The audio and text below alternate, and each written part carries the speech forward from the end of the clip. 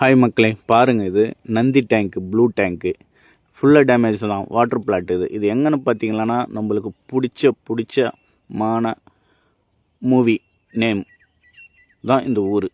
என்ன ஊருன்னு பார்த்தீங்கன்னா கேஜிஎஃப். அங்கே பாருங்கள் டேங்க் எப்படி இருக்கோ. மொத்தமாக போயிட்டு அது உதகாதுன்னு நினச்சி தூக்கி போட்டாங்க அவங்க. இன்ஸ்டாகிராமில் நம்மளோட வீடியோ பார்த்துட்டு கூப்பிட்டுருந்தாங்க. நேரில் போய்ட்டு அங்கே ரெடி பண்ணி கொடுத்துருக்கோம்.